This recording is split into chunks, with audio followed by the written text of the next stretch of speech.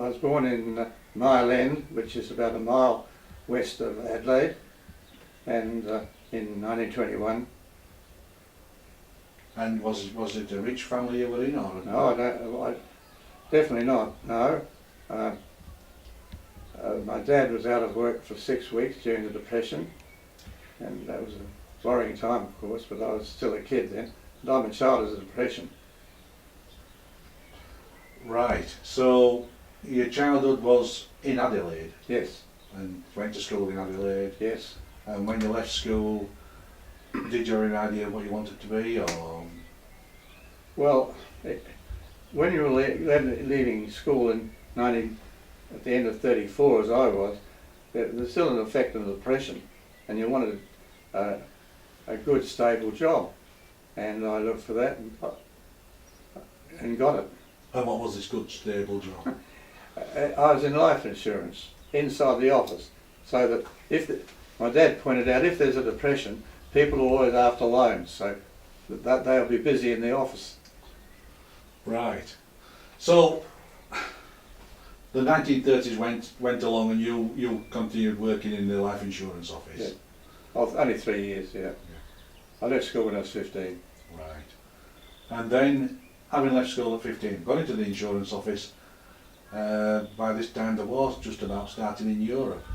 What do you think about that? Well, I was thinking a fair bit about it, because I was in bed with German measles at the outbreak of war, so I was getting all the news sessions all the time. Right, so you were thinking about Germany. Oh yeah. And thinking, well, I've got German measles here, so it's not very good, is it? So having thought about that, how did you sort of get into the Air Force? Did you enrol? Did they ask you to enrol? Was it enlistment and things like that? Yeah, well, I was 18, 1 month after the war started, and but I can only think of one thing then. But of course I had to get my parents' consent, because 21 was the age of agreement then, and I sulked for 9 months until I got their permission. So you were keen to get their permission, yes. And you were keen to join the Air Force? I thought it was necessary. You thought it was necessary? You thought it was your duty? No. No, you just thought it was necessary. Mm-hmm. Right. So you joined the Australian Air Force. Mm-hmm. And started off as, what was it, aircraftsman second class? Yes. And that meant that they taught you to fly? Well, not initially, yeah, they did eventually. Yeah, I was posted to Western Australia, to Pierce, I was over there 8 months without getting home until I'd learned to fly. It was Pierce, Cunnavan and Geraldton, they were the 3 stations. And then back to Adelaide, 6 days in the embarkation depot, which was Mark College, and then 10 days in the embarkation depot, and then off. It was about the 10th of October, I think. It was, I enlisted in July of 1940, and I was delayed a fortnight because of a cold, and had to make sure I was clear in the ears, and they put one on the reserve then, and you went to do night school to check up on maths and physics and that sort of thing, also Morse code, and that took about 6 months, and then straight away to Perth. And training took place in Perth, and then you became a pilot. And the LAC was Cunnavan when we started to fly, and my Air Force pay was then greater than my office pay, because the office was making up my pay to make it fair. But yes, and then in July we got our wings, and in September we finished and became a sergeant, and then overseas. Did you come overseas by boat or? Yes, it was a good cook's tour, because It was from Adelaide, Melbourne, Sydney by train, and then we were picked up by the Mariposa, which was a Matson liner of the American fleet, and there was no blackout on board because the states weren't at war. So all the lights and the ordinary passengers on board too, and we came, and we were only 37 days from Sydney to Bournemouth, which sounds a long time now, but you go across the Pacific and then across Canada and then across the Atlantic, and we were moving all the time. December 41 in England at war, Mm-hmm. and then of course you joined a squadron here in England. Not as easily as that. No. We, of course, with winter weather, the training groups had got behind schedule, and we did nothing until the 10th of January 42, and I was posted to Coningsby up in Lincolnshire to do a beam approach course. And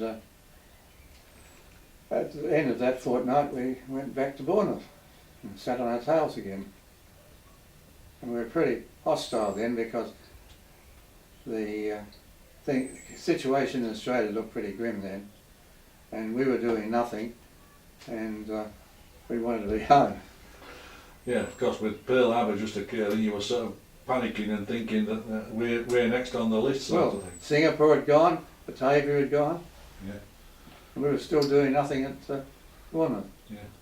In the event, however, they never actually, apart from a few raids on Darwin, they didn't quite push through to Australia, did they really? No, they didn't, except that why the security was such. There was 62 raids on Darwin. Now that's a heck of a lot. Some of your British towns didn't even have that. Yeah, 62 raids on Darwin. Yeah. That's 62 or 64, I forget. Frank, can you tell me where you were born and in which year? I was born in a little village called Dodworth, near Barnsley in South Yorkshire. I was born on the 2nd of August 1921. And all my family have been pit workers, worked in the mines, coal mines. Oh yes, a big mining area's dotted. Well, yeah. Well, there were 9 collieries around the village where I was born. And when kids left school at 14, it was go and work on the screens. And that's where most kids did. Yeah. But my father had been in the pit, and my father, by the way, my father was disabled. He was born disabled, and he worked down the pit, but he was working on an electrical control board that controlled the tubes coming from the coal face to the bottom of the shaft before they were raised to the surface.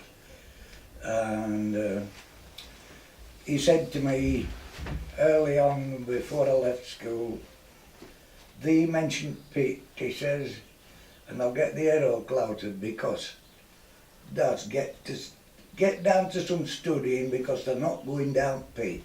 This is what my dad said to me. So you did some studying then, Frank? I did some studying. And which school did you go to? Well, from the local primary school, I went to Barnsley. I took what I suppose is now was it 11 plus? We were 11 years old when we took it anyway. And there was called the county exam, and also there were 2 people in Barnsley, well-known wealthy people, that gave a scholarship for the same grammar school. So I sat 2 exams. I sat the local one, the county one, and then I sat one called the Lock and Kerrisworth exam. And I was successful in both. So I earned a place at grammar school. And then I applied to work in the post office. And when I was interviewed, the head postmaster said, "I admire your tenacity in trying to get so far up the ladder. And that day there was 4 lads. We were all employed together, all sit on together at Barnsley Post Office. And we were called sorting clerks and telegraphists. So we were taught how to sort letters, and then we were sent to a telegraph school in Sheffield to learn Morse code. And in those days, telegrams were transmitted by Morse code. And Barnsley, you accepted a telegram in Barnsley, it was transmitted to Sheffield from Barnsley, and then from Sheffield it transmitted somewhere else, on a proper circuit, you know. So Frank, this was your early life, and this was how you started. You went to school, started work, and when did you sort of get interested in being in the Air Force? Well, when the war broke out, as I said, it was just me and my mother at home. Yeah. She was widowed, as I've explained, my dad had died. And I wanted to join the Air Force, because while I was at grammar school, on one of our playing fields, an aeroplane force landed one day, a Westland Wapiti it was, and I was crackers about aeroplanes. And one of my mates and I used to cycle to Finningley, which was about 14 miles, to watch the Hamden bombers taking off and landing. In those days they didn't worry about kids laying at edge bottom and watching aeroplanes and that. And we used to cycle there regularly when we could to watch these bombers. And one of my school friends had already joined the Air Force as a boy entrant. And eventually he was a wireless operator in Hamden's, and I was jealous of it. Not jealous, but I was envious that I wanted to do the same. So you did it then? You joined up? We had to get permission from the head postmaster to join. And a lad called Harold Hewitson and myself, who were good friends, were both postal telegraphists, asked for permission and we joined. My mother was on holiday when I joined up, and by the time she got back off her holidays, I'd taken the King's shilling and I was in the Air Force. And that nearly broke her heart, because she didn't even know I was going to volunteer. So you'd be posted somewhere? You were posted? Padgate to start with, in Lancashire. And then we went to a place called Sogal Massey, which is on the Wirral Peninsula near Hoylake, for our foot slogging, you know, and training. And then we were sent to Blackpool, to the Winter Gardens, to learn Morse code. Now then, I was doing 23 words a minute at the post office at that time.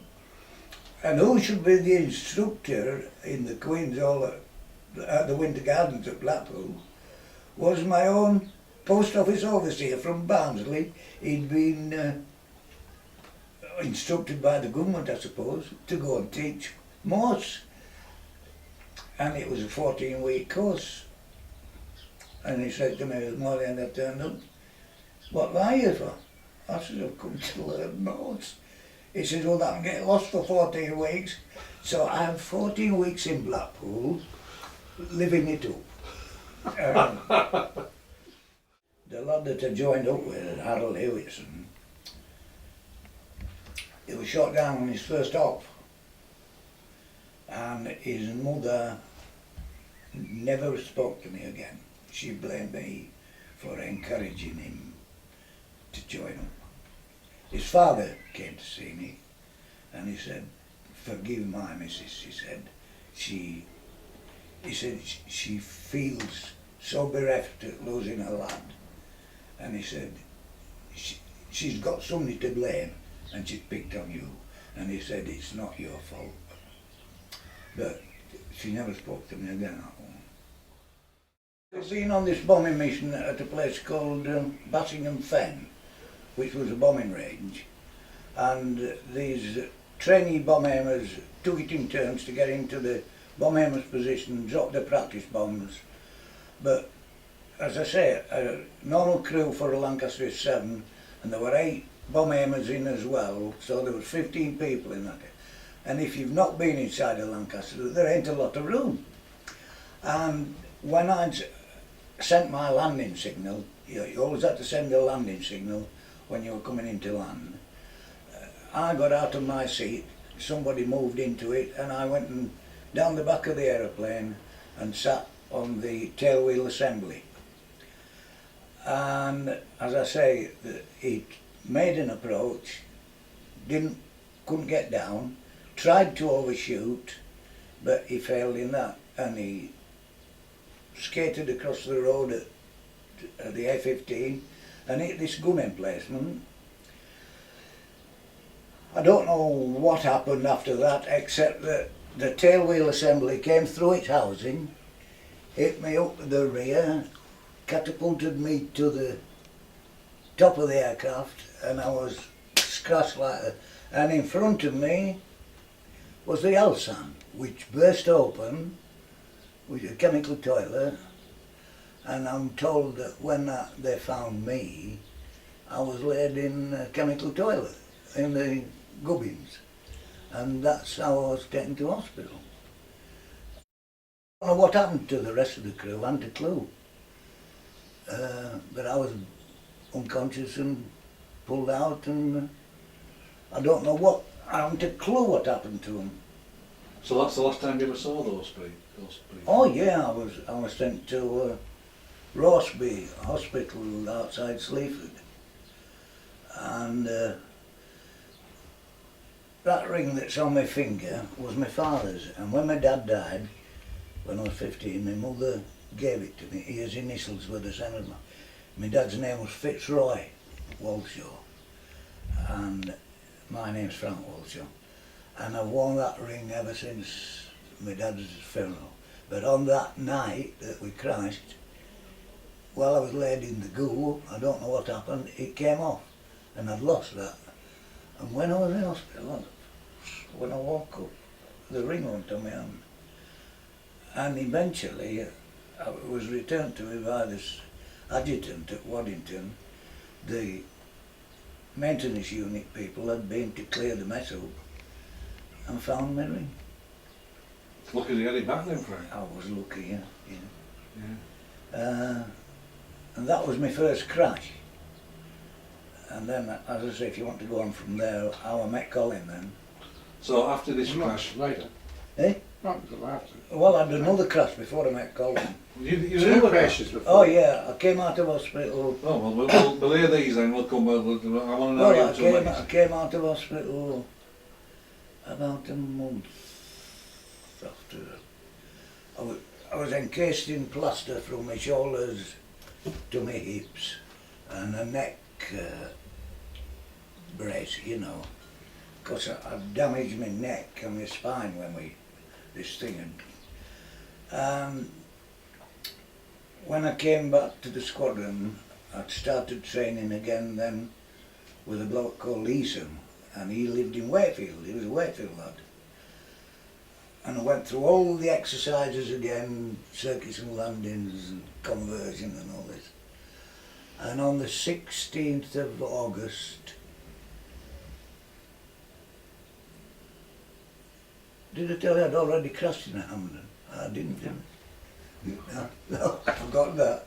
But I crashed in a Hamden before I ever got to the squadron, while I was at OTU. So your first crash was Hamden? In a Hamden, yeah. That was down in Wivenhoe in Essex. 23rd of December 1941. That was your first crash? Yeah. That was 2 days after, no, that was about 2 or 3 weeks after Pearl Harbor, Harbor, yeah. yeah. And I broke 2 fingers, those 2 fingers on this hand, and I was badly bruised and concussed.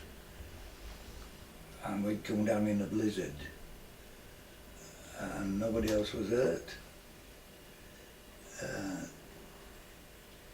And we landed on a pile of snow actually, and when we left hospital and we went back to the site where we'd crashed, and we'd flown under a field full of electricity pylons all radiating onto a power station, and we'd gone under these wires.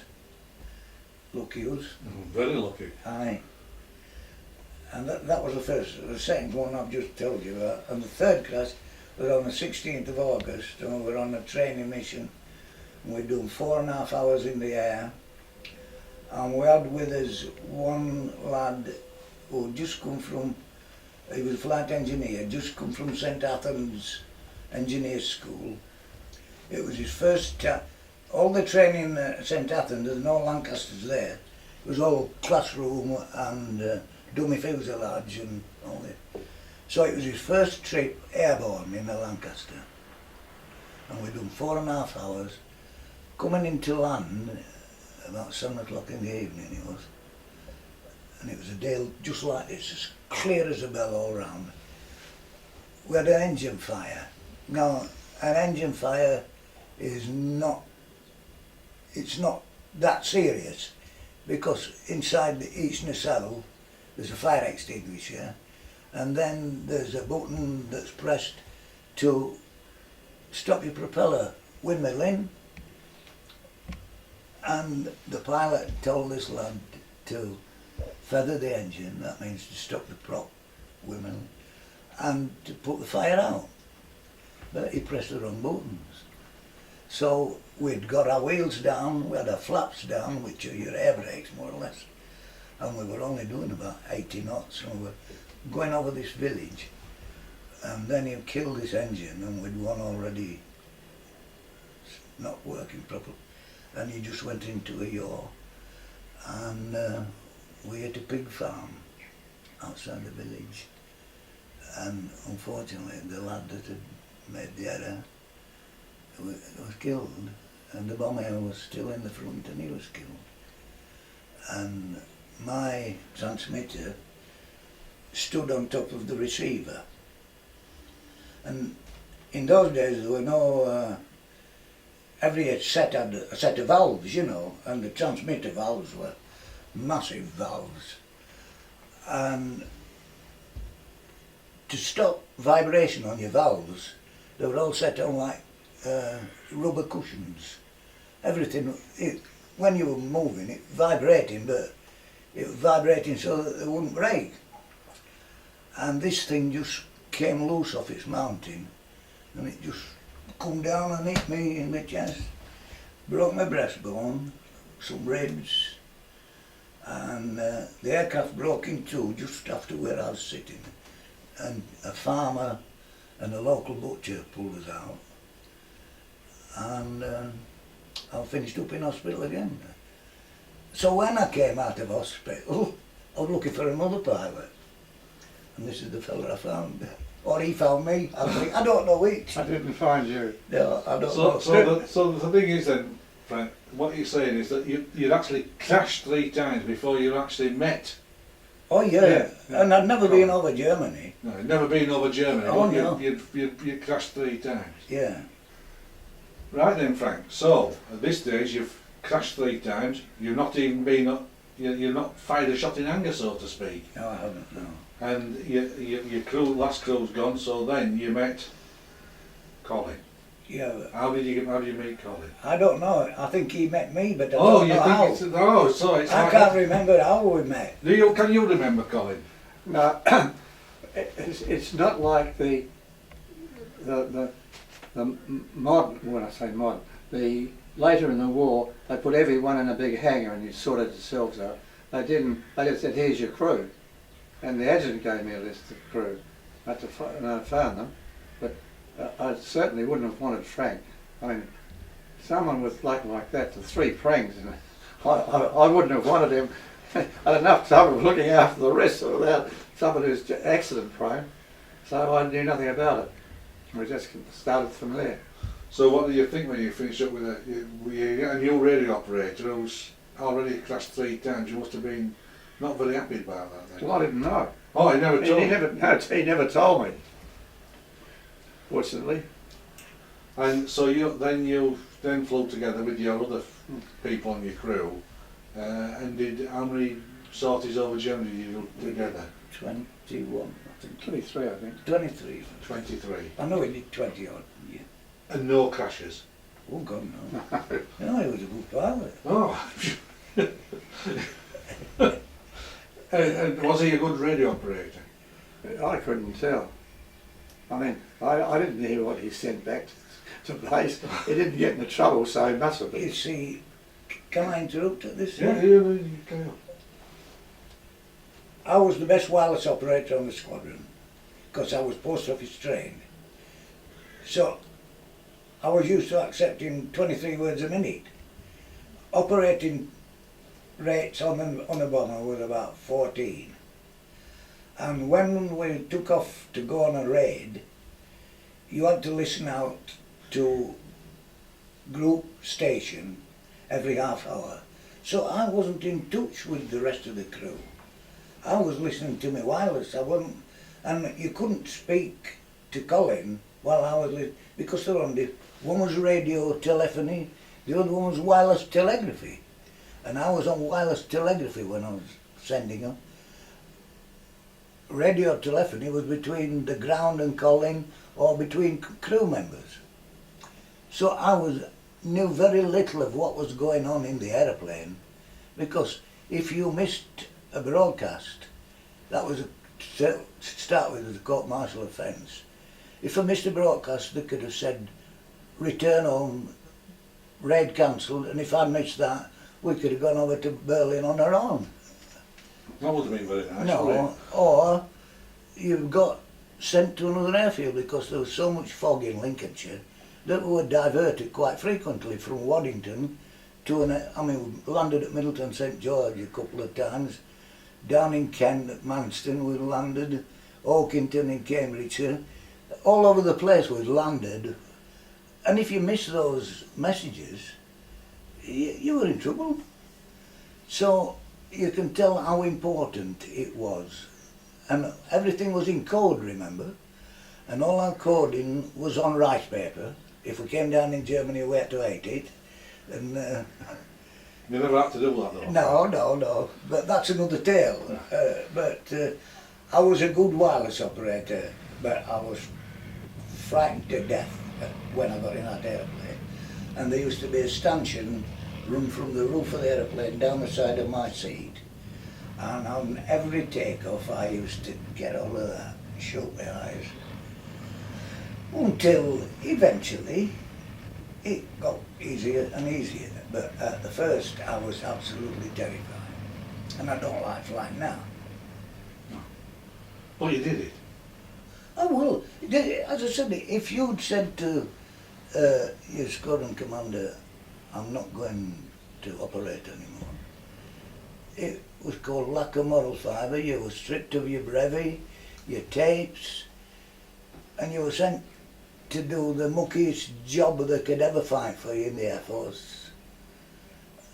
I'll give you an instance afterwards about that because it was a... Give us an instance now, Fran, don't give me... All right, well, when I was training at Finningley, waiting to go to OTU, there was a lad there, he'd done 33 trips on a Hamden, a lad called Chalky White, and he was a wireless up. And I got really friendly with this kid. Time came when he was due to go back on a second tour, usually after about 6 months or something like that. And Chalky was so frightened, he wouldn't go anymore. And he was stripped. Later on in my life, I was commissioned. And the first job they give a newly commissioned officer is to be orderly officer at your new station. That means you go around and inspect the cookhouse and you do the lowest jobs that an officer can be doing. And I went to the cookhouse when I was at Chipping Warden, my first week as a flying officer, as a pilot officer. And who should have seen the kitchens with stacks and stacks of greasy tins, but Chalky White. And he said to me, you'll not want to speak to... Well, I said to him, hello Chalky. He says, you'll not want to speak to me. He says, you know why I'm here. I said, look lad, I said, there, but for the grace of God, go I, because I was in the same position as he was, except that he'd admitted that he wasn't going to go, and I hadn't. Yeah. But it was cruel the way they treated. But I can understand why, because if the station commander had accepted that the blow, as I said, there was no counselling and no way did they try and overcome what you and why you were frightened. But the thing is that none of those buggers had been in 3 crashes on the track and lived. I knew why I was frightened, because I thought next time I take off we're going to crash again. That's what I thought. But we didn't, and this is what makes me so proud of this bloke. Oh, well, I mean, that's fantastic. Yeah. And Chalky White, as I said, that was an instance of he was labelled like a moral fibre, and I wasn't. But I was just as frightened as he was. So, and it makes me so sad to think about that one. Right. Thanks, Frank. Colin, you're up at the front of the plane. You're up at the front of the plane. You're the man who's guiding this plane with your colleagues on board. How many was there in the crew? How many was there? Seven members of the crew. You're in charge of these guys. You've got one who's on the radio, and you've got another 5 guys with their jobs to do, bomb aimer, I presume, and a co-pilot and navigator. No, you didn't have a co-pilot. Just Flight engineer. Flight engineer. We only had one pilot. Yeah. So you were in. Well, I taught my flight engineer to fly. Yeah. Of course. You liked a bit of insurance. Well, coming back the last trip across the North Sea, I went back to the Elson at the back and left him. The autopilot was in the night of the first night, and he just had to watch it, and nothing happened. But the next night the autopilot wasn't, and I still went back and had a leak, and came back again. Yeah. So I trusted him. Yeah, it is right to trust him. And so you flew 23 missions with Frank over Germany, and was it all Germany? No, Italy. Italy as well. Half a dozen there. Was there any particular scary moments that you can remember? Or did it all go? It can't have all gone smoothly, surely. I just can't believe that. Well, no, I don't think we. I've always been lucky in the Air Force, being in the right place at the right time, and I think I had a relatively easy tour, except the last 3, yeah, we had some fun.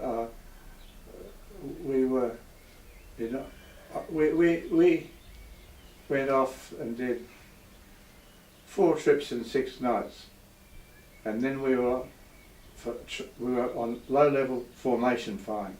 And when I say low-level, we were right on the deck.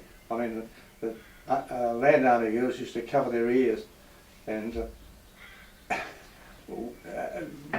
way over down the west, we're going across an open field, and this chap was watching the aircraft that I was formating on go past, because his noise covered mine.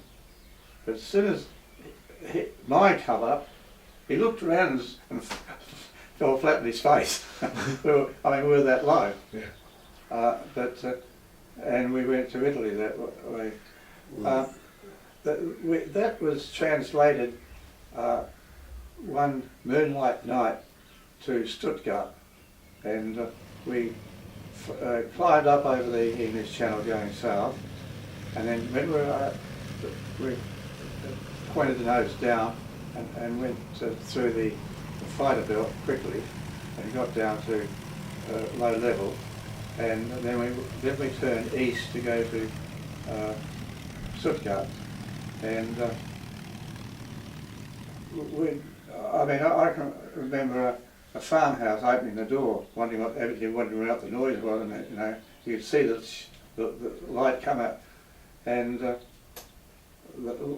my flight engineer flashed V's on his and that was the well, it was real fun, really, I guess. Well, can I Yeah, go on. continue about that race, that particular race? It was, you know what it was like the other night, full moon, but there was no haze, it was absolutely brilliant night. And Colin, as you say, it was so low. And after we'd gone, we stayed low, and we flew over a part of the town that was well on fire. And I didn't used to look out of my window. I didn't care to see what, but I did that night. And I saw a woman and two kids come out of a house, and they were on fire. All the nightclothes were on fire. And I, just at that moment, thought, how can one human being do this to another human being? And it really upset me. And then half an hour later, the gunners are shooting up a train in France, and we were laughing like hell. But that was the difference between half an hour before and half an hour later. You probably go through an whole massive range of experiences, of personal feelings when all this is going on. Yeah. And would it be fair to say that war in the air is sort of a war where you're sort of partly Well, you're up. away from it? Well, You know, of course, you're not sort of. It's not like right on you. It's like war with something between you. You know. Yeah, well, that once in a whole tour. It wouldn't happen again. No, you And wouldn't, if we because had it to won't be- be down that low to start with. Yeah. And I mean, when you're dropping bombs from 20,000, you don't know what's happening down there. No. But you can only know what's going up. And that seems to come up. It starts as a little light, and then it comes and comes and comes and comes. And then all at once it's with you. And it's not just one, it's dozens and dozens of flak. And they were using tracer flak, which you could see all the way up from but it used to start really slow, because it was coming a long way. But when it got nearer to you, it was going faster, so, and you were sure every piece was going to hit you.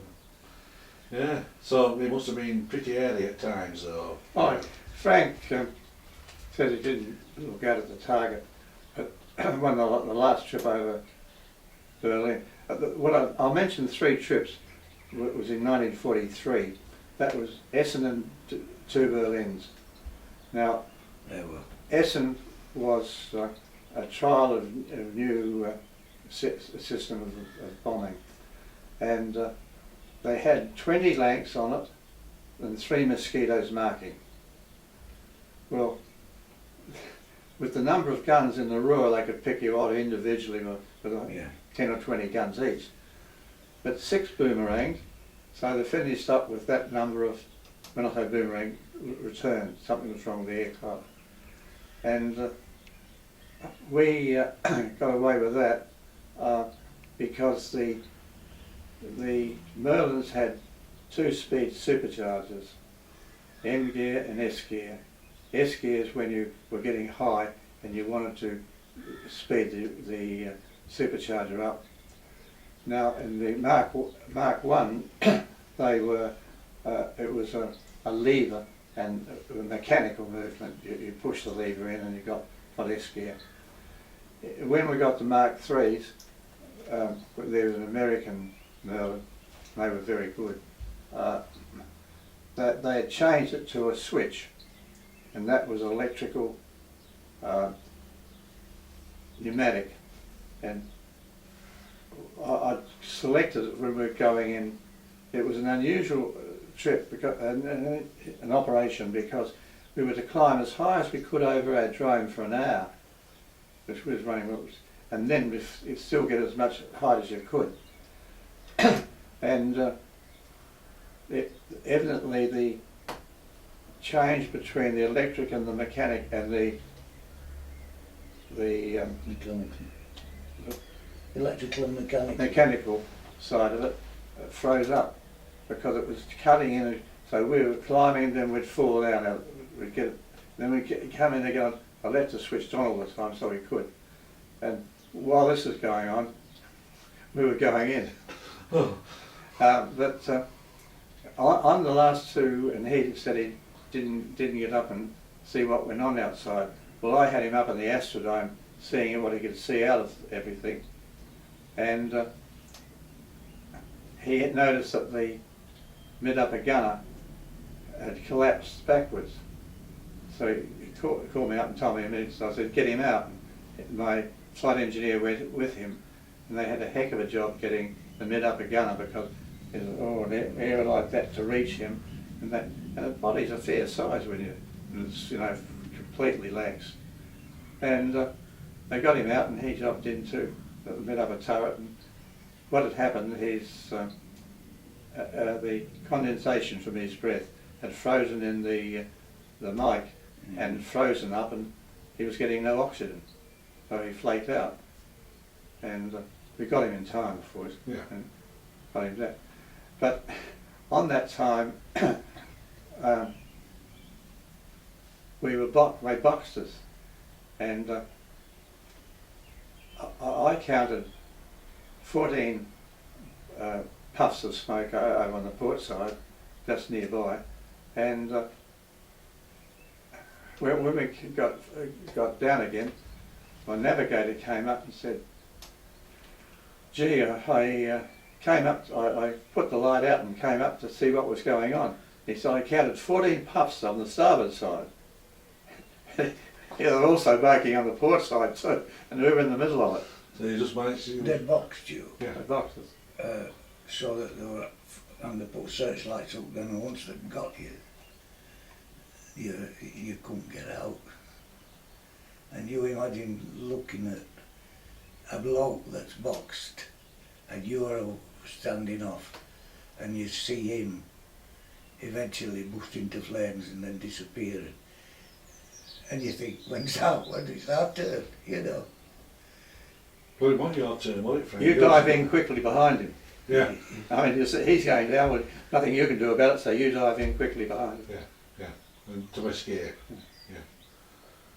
Yeah. So after your 23 tours of duty together, were you recalled to Australia? No, I was posted to heavy conversion unit, Lancasters and Lancs and Stirlings and Halifaxes. And by this time, of course, you're only, how old would you be? I was 21. No, I was 22 then. 22. So you're 22 and you're instructing pilots on, you're effectively training new pilots at 22. Yeah. Oh yeah. You're an old hand at 22. Oh yes. You're Well, he's still alive. That's the answer. He's still alive, yeah. You grow up very quickly, and you get a certain amount of selfishness too. Yeah, can understand that. So at 22 you've already flown 23 missions over Germany. You're instructing other people. You're a 22-year-old man or boy, really. You know, you're just hardly an adult, and yet there you are. If you're that old, then you can tell me this as well. What was to go away from the horror? I mean, to me it sounds horrific that you're actually bombing over Germany at this age, this young age, 21, 22, even younger in many cases. What was the life like for you socially? I mean, you're both single men, I presume. You're both single men. What was life like for you socially? Well, Colin never drank. So you didn't drink at all, then? You never drank? No. And you don't drink now? No. But he used to go to the pub with us, and we'd get stinking drunk, and he'd see us home to bed, make sure we were, but woe betide if we let him down next day, because he was a strict disciplinarian, he was fair, and he was so mature for his age that I would have thought he was 30, never mind 22, and he taught me a lesson in growing up. And that's why I'm so fond of him, because he took the place of my dad, and that's true. Well, you've got to say to yourself, you know, when you're living in such close proximity with each other, And Well, I had 4 roommates from May 42 to March 43. I had 4 roommates who I'd trained with, and they all went for a Burton. And they come and clear the stuff out, and another bloke comes in and they clear his stuff out. And you'd sort of living for. I'd never been with a woman, and I was 21. And I thought, I'm going to miss. I'm never going to go with a woman if I don't find a woman now. And I had a one-night stand. But what I'm getting at is that I was sure I was going to die. Oh, we all were. yeah, I was certain I was going to die. so you were certain you were going to die with it. Oh, yeah. You, Not this night, but yeah. You just felt it was coming. yeah. Oh yeah. You just you know you didn't feel like cocky man and I'm No, all right yeah. sort of thing. No, but you but just I mean, felt it's not tonight. If you did tonight, it's Oh, maybe but tomorrow night. he coped with it in a different way to a lot of us. Colin didn't drink, and he had a belief, a Christian belief, which I think is absolutely wonderful. Whereas we'd go out and get K-line, and I did daft things. I mean, one of my mates had a motorbike, a BSA Sloper with a sidecar. 5 of us on that, and coming into camp, one of them had his Webley revolver, and there's a cat running down the road, and he's standing up in his sidecar going, "Tally ho after the bastard, boom, boom, boom, boom, boom." And if he'd have got caught, he'd have been court-martialed, but he didn't get caught, but he was letting off steam. And then that lad, the next night, he'd gone. He was dead, you know. And you were in on the Ted Haywood, the engineer, it was his motorbike. We had to push the bloody thing up Cross Cliff Hill to get to, because it wouldn't take 5 hours to go uphill, but we just went mad, stupid mad. And were you the same, Colin? Did you didn't drink? You didn't No. drink. Was it a belief, or did you just not like it? Or? Well, I don't like beer. Yeah. I've tried it. I mean, I did drink Mickey Finn across me. Well, I'm sure. I can't imagine you've done that.